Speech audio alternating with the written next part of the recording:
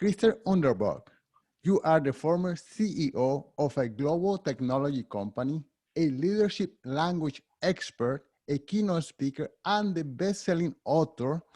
And today we will speak about your book, 22 Talk Shift, Tools to Transform Leadership in Business, in Partnership, and in Life. Krister, thank you so much for joining us.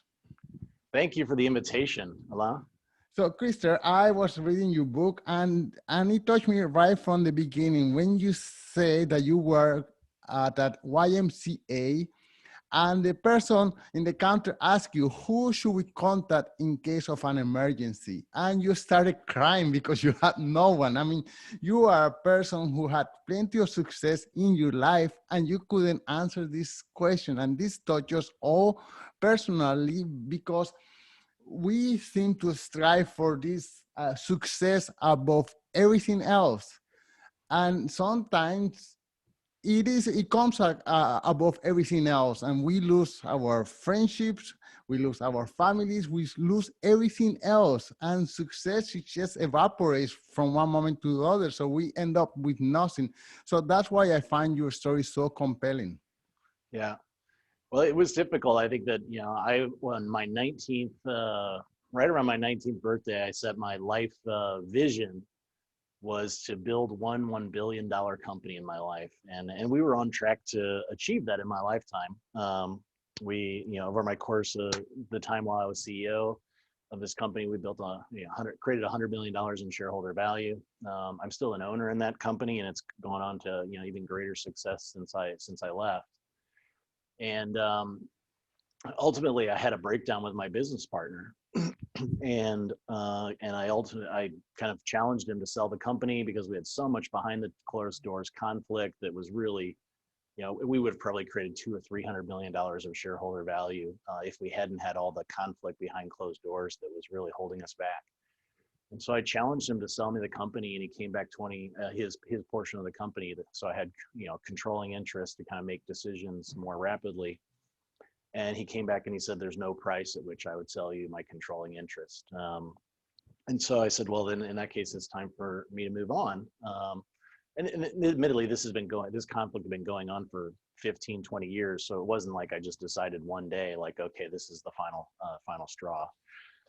And so I walked out on the CEO job of the company I'd helped build and loved. And then 2 weeks later, my wife walked out on me.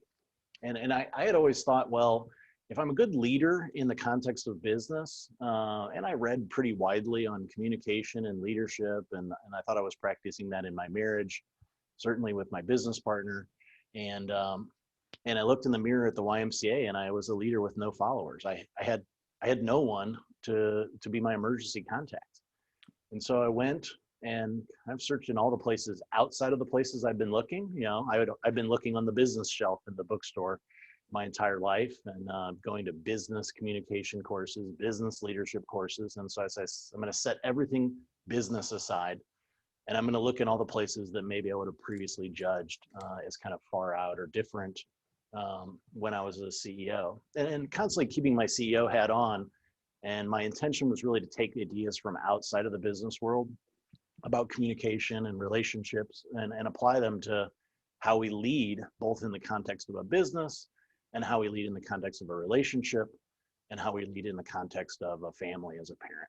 And then that was ultimately the book, 22 Talk Shifts, has really touched a nerve. Interestingly, surprisingly, one of the unique audiences I would have never thought is there are actually many people who are really finding the book are actually retired people. They're buying it. I think 40% of people are buying more than one copy, and they call me and they say, I'm buying it for my son or my daughter because I want to improve my relationship with them. Or they say, well, my son or my daughter is having trouble in their relationship, their marriage. And so they're using the book to transform more than just business leadership, but leadership in the context of family. Right. A small part that you left out was that your business partner was your father. So that not only created a fracture on that business relationship, but a family fracture as well. So that's you were probably devastated. No wife, no father, no business partner. Did your dog leave you as well? I didn't have a dog at the time. I do now.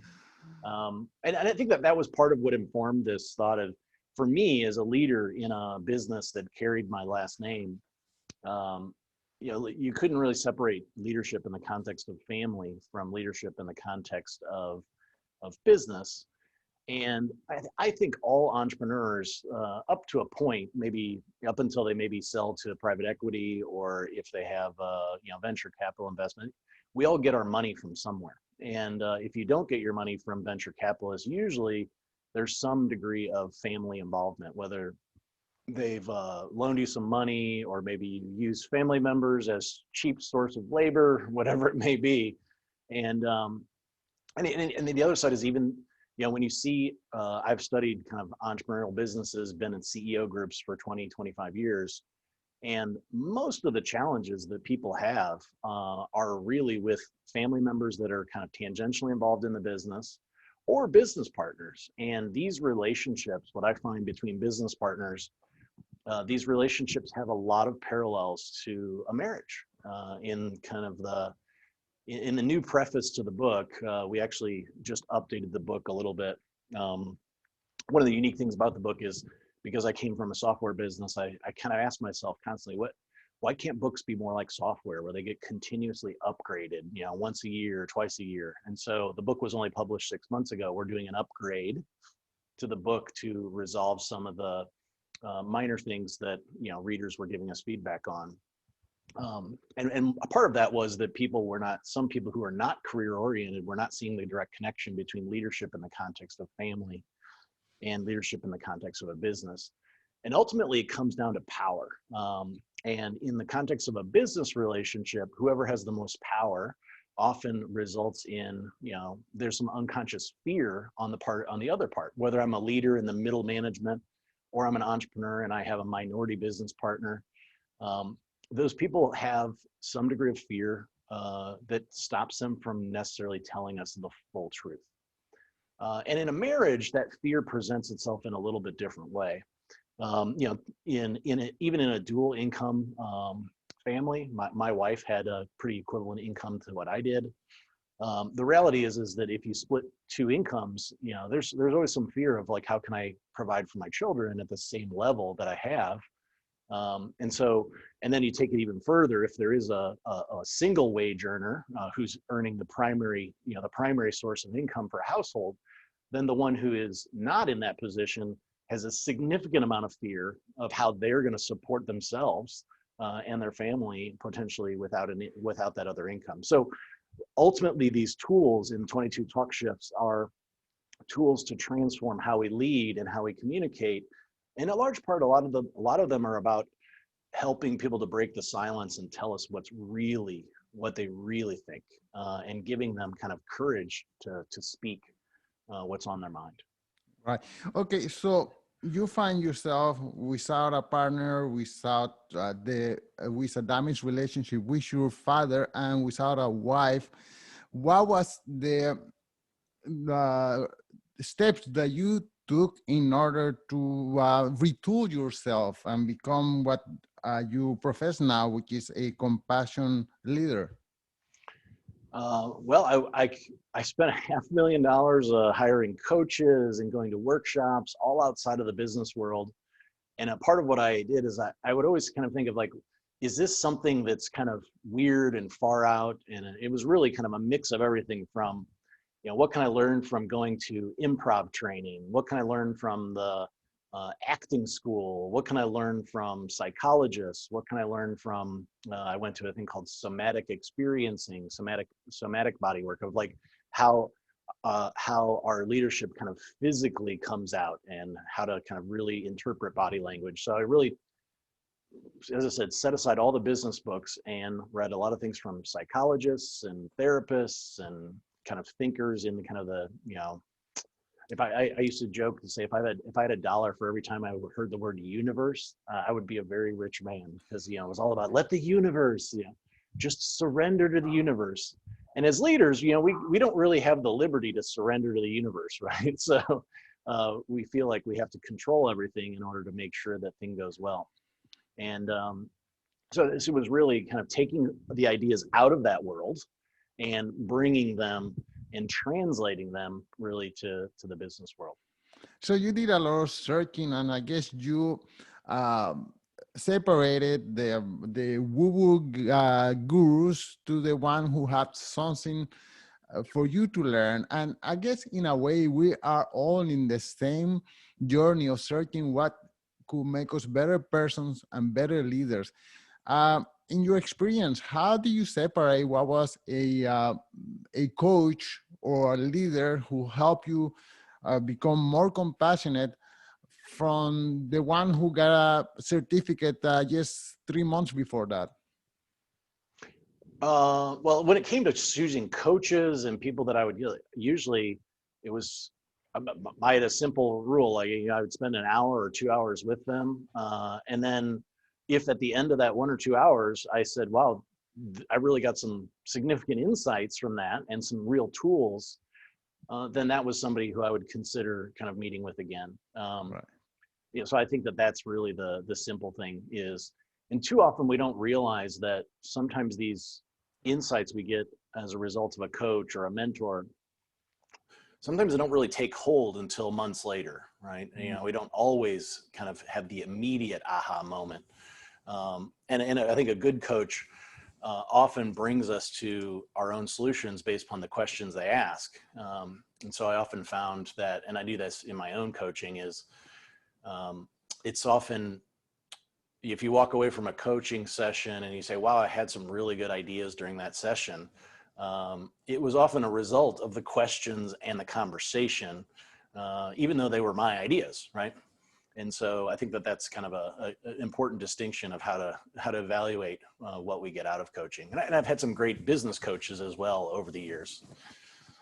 Okay, well, then to go into the subject of your book, what kind of words can we use to develop our emotional intelligence and increase this connection with other people in our family or in our jobs? Yeah, I think there are a couple of things. So, I assume you're a French speaker living in Montreal. So I had the experience of learning French and German as an adult from 2001 to 2007. And so language has always been a very present part of my kind of life. And so what I found is, in many respects, all the reading I'd done that led me to that YMCA moment, my heart was in the right place. But what I learned on the journey after that moment is that my words were not. And so everything that I tried to do was to translate it into words. And I was a very hard driving leader, a software engineer, so very analytical. And for many years, I thought, well, emotional intelligence is it's just not part of my personality. I am not an empathic personality. And what I learned on the journey is that empathy and emotional intelligence does very much come down to language. And I had read all the books like Daniel Goleman's Emotional Intelligence, but what I didn't find in all those books was specific phrases that would help us to be more emotionally intelligent. So one of the things I've found is I always thought I was talking about my emotions, and I'd say, well, I'm feeling like you did that on purpose, or I'm feeling like you did a bad job. Well, these are not feelings. I feel sad, I feel mad, I feel happy, I feel embarrassed, I feel ashamed, I feel guilty. These are feelings. I feel afraid. And so the language stem for speaking about feelings is I feel, and then the next word is always a feeling word. It's not I feel that or I feel like, because when we say I feel like or I feel that, these are thoughts, not feelings. And the interesting thing that I find is that when we use the word feel, and I think you probably see this as well in in French, if you look up the word to feel in an English thesaurus, you will see the word think as a synonym for feel. But if you look up sentir in a French dictionary thesaurus, you won't see penser, which is the French word for to think, as a synonym. So I think this is an interesting thing that we as English speakers maybe fall into this trap a little bit more than people in some other languages.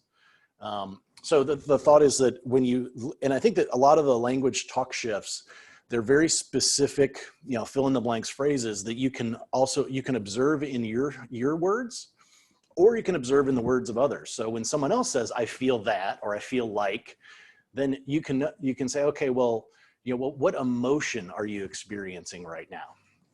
And it's much more difficult to respond to the question, what emotion are you experiencing right now, with, I feel like you did this. Well, that's not an emotion, right?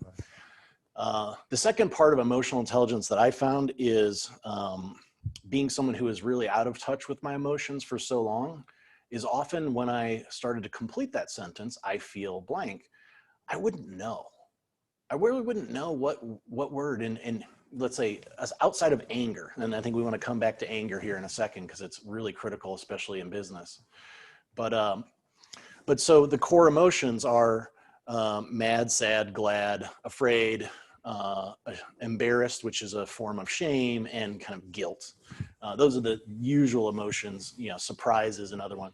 So what I try to do is just say, I make it a multiple choice question. I have to choose from one of these 5 or 6 words. What's the one that's closest? And what happens is emotions are in families. So you can say, well, the closest one is I feel afraid, I guess. And that's kind of a strong word. So like, well, maybe I'm not afraid. I'm like anxious, right? So once we find the family of the core emotion, then we can start branching off into maybe the softer or more fine words that we would use to describe our emotion.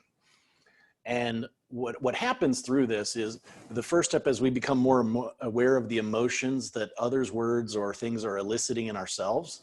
We start to develop more awareness of how our actions would elicit that emotion in others, right? So I was so shut off from my emotions that when I would give someone feedback at work, or my wife or whatever, I didn't realize how hurtful sometimes those words were, because it was so hard for me to feel hurt, right? Because I had put these walls up, mostly because of my own relationship with my father, kind of giving me pretty harsh feedback since I was very, very young. You just build up these walls. Right. And so that developing our own kind of emotional vocabulary is really important to starting to get a better sense of empathy, of how others will react to our own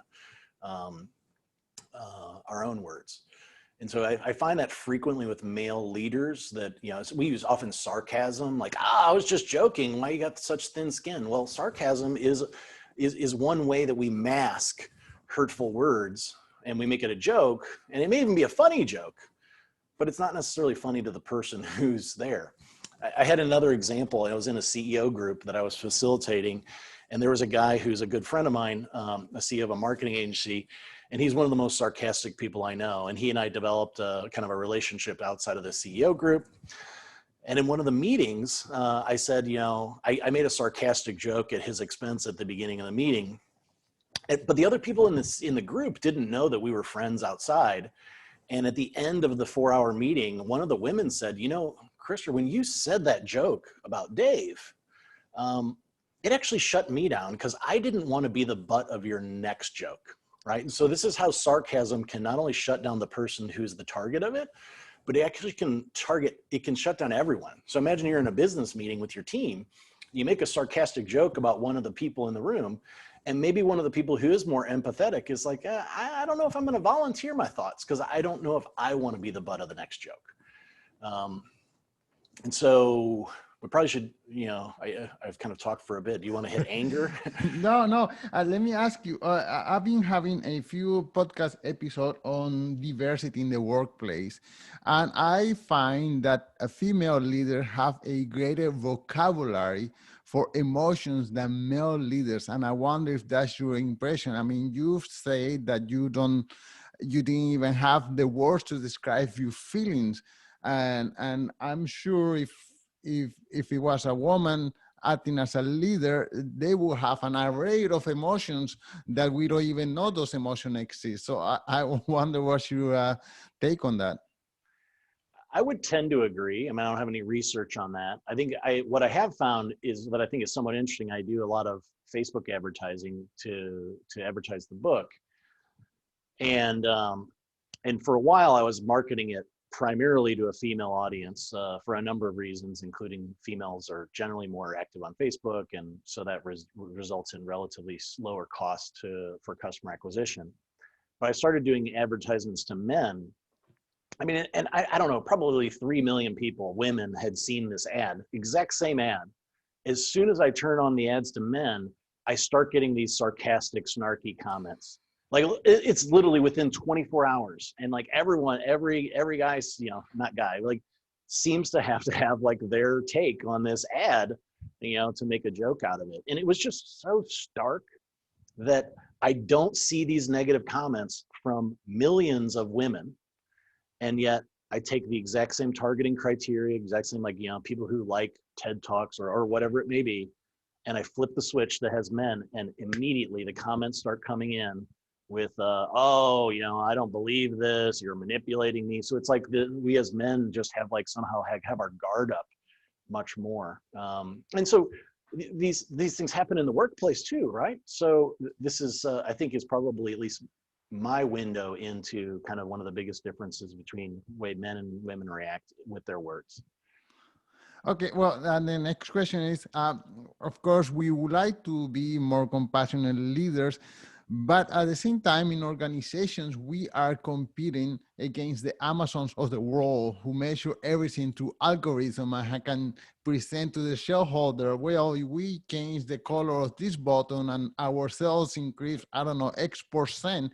So how do you compare this compassionate leadership with the algorithm leadership of many corporations nowadays? And how do you present these results to shareholders? Like, oh, our sales increased because we were more compassionate to our team versus our sales increased because we did this switch in the algorithm. Well, I think that's a misconception that compassionate leadership leads to lower results than kind of harsh leadership. I mean, there's plenty of research around, you know, employee engagement and employee turnover. You know, if you're growing 1,000% a year or 200% a year, whatever it is, you know, you may be able to retain those employees with, you know, who may be willing to live with your harsh leadership because they're hoping to get a big payday. And admittedly, as CEO, I think that in retrospect, what I found is that, you know, when I was leading more harshly, people were following my vision, but they weren't following me. And it may actually, you know, ultimately, if you can be have a vision that people want to follow and be someone that people want to follow, now you have a force multiplier. But you know, you look at Microsoft CEO Satya Nadella took over in 2013 Microsoft, and in a 5-year period, he created over, I think, $1 trillion in shareholder value, and or maybe $1 billion in shareholder value. I don't have the number off the top of my head, but ultimately the shareholder value he created in a 5-year period was more shareholder value than Google, Facebook, and Berkshire Hathaway combined. And the first thing he did as a leader of Microsoft is he started replacing the cutthroat culture with a culture of compassion. And so there's other research by Conscious Capitalism that conscious companies who lead with more compassionate leadership have outperformed the S&P by like 15%. So I think this is kind of a major misnomer that this like hard leadership style is what's required in order to grow quickly. And I, you know, admittedly, what I found is in my own career is, you know, I used this kind of just the numbers leadership. And yeah, we did drive $100 million in shareholder value.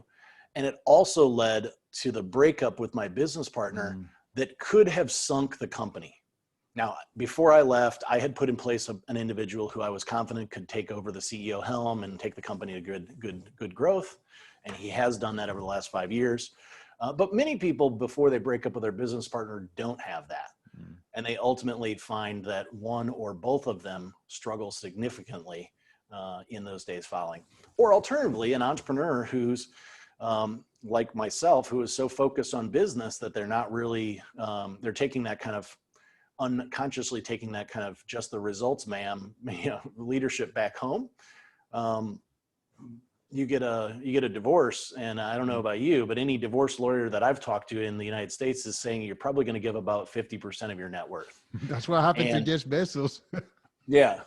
And you know, most businesses aren't publicly traded, and if an entrepreneurial company that's primarily privately held by a founder if you have to give up 50% of your net worth and essentially buy 50% of your company in order to pay, your spouse, you're probably going to have a very difficult time coming up with that money. And so this is another reason.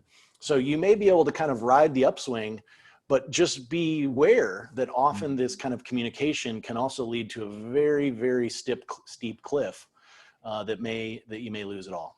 Right. Okay. One more question. We hear often that actions speak louder than words, and you claim otherwise, that words speak louder than actions. So can you explain that? Well, I think I don't necessarily say that words speak louder than actions. Ultimately, what I would say is that if we speak the right words and we speak our commitments Yes, that's more what I meant. clearly to others, then the action is more likely to follow. And so, I can say, hey, can I get you that project? I'll get it to you sometime next week. Or I can get more specific and say, let me get it to you by Tuesday at 12 noon. Well, psychologically, I'm more likely to meet my commitment the more specific that I am with you. And you have more confidence that I'm going to meet my commitment as well. And then if I don't deliver you this project by 12 noon on Tuesday, and you send me an email at 12:30 saying, hey, how's it going? Then we're not going to have like, oh, I told you next week. Well, my definition of next week was Monday as the leader, and yours was Friday. So we can remove a lot of the drama around people feeling judged and micromanaged.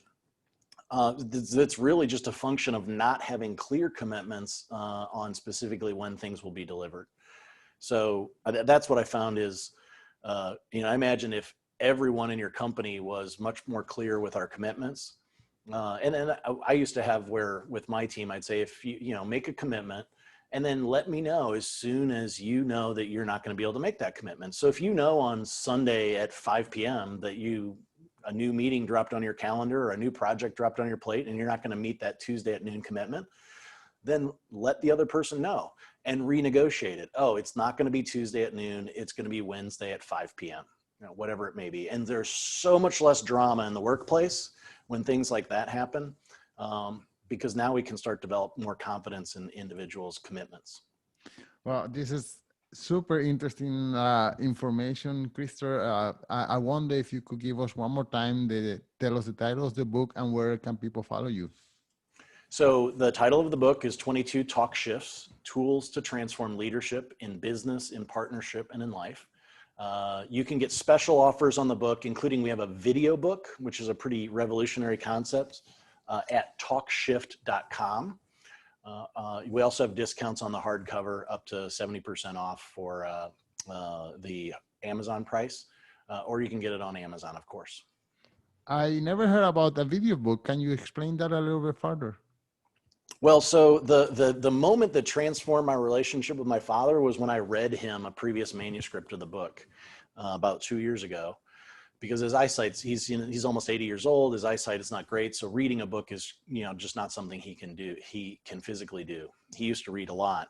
But so I was like, and going through that and really that shared experience of experiencing the book and the tools together was really the turning point in our relationship. And so I thought, how can we do this such that readers can have a similar experience? And I don't think anyone's going to actually read a book out loud for 4 hours to someone. So I said, let's create a video book. And so we have an app. You can actually get an app. It's called TalkShift TV. You can put it on any smart TV or iOS or Android device, including Roku TVs and things like that. And you can actually watch the book with your family to actually start to develop this shared language of how could we communicate with one another differently. And so that was really the genesis of why we created this video book. And think of it as it's just an audio book, but it has visual. It's the same content as the book. Every single word that's in the book is in the video book. We do have some bonus content that's not in the actual hardcover book that's only available in the video book.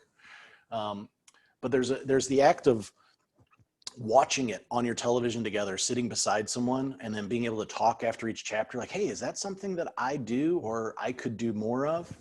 And starting to make commitments to one another about how we can kind of speak differently. So we say, like, well, TalkShift TV is a way to watch your words together. Okay, well, for the listeners, the link for that will be in the show notes and we will check it out. Thank you so much. Thank you very much. I really appreciate the invitation.